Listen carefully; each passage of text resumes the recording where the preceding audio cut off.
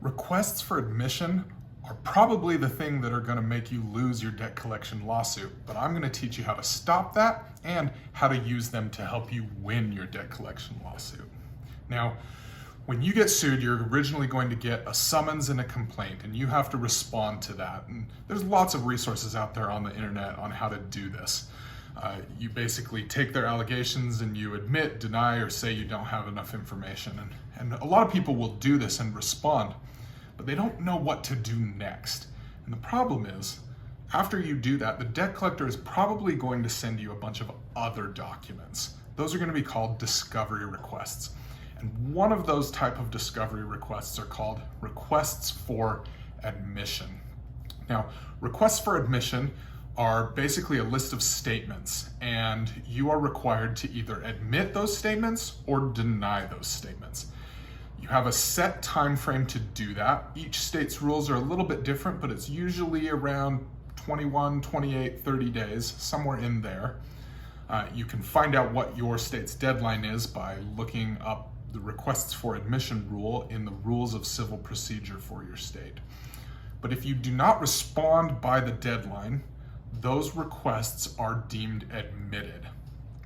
So what that means is they'll send you a list of requests, and there'll be things like admit that you owe the debt, admit the amount of the debt is X, admit that we as the debt collector have the right to collect on this debt. Basically, it's a list of all the things that they have to prove. And if you don't respond, the court's going to say, oh, well, you didn't respond. That means we assume that you're admitting that everything that they're alleging is true. So if you don't respond, they're going to turn around and file a motion for summary judgment that basically says, we sent these requests for admission, they didn't answer, so those are admitted, and they've basically just admitted everything we need to prove our case, so there's no point in us going to trial. They've already admitted to everything. And boom, now you have a judgment against you. So what you need to do first is you need to respond to those requests for admission and deny them. And then what you do is you're going to turn around and you hit them with the same thing. You send them a set of requests for admission.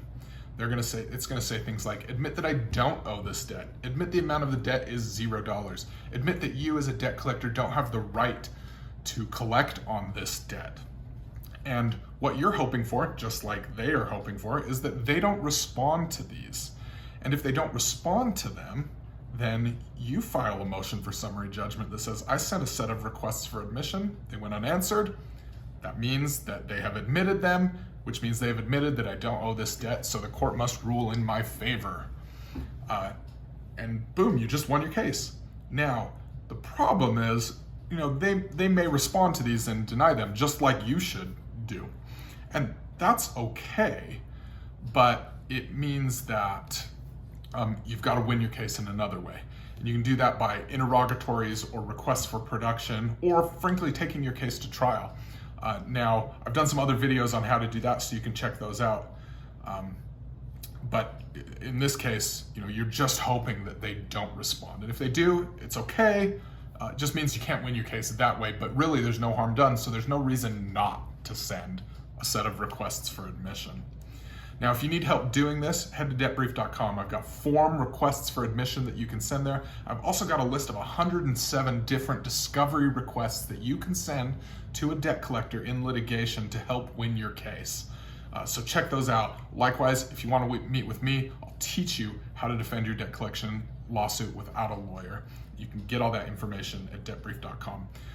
Like, share, and subscribe. And again, head to debtbrief.com if you need any more help.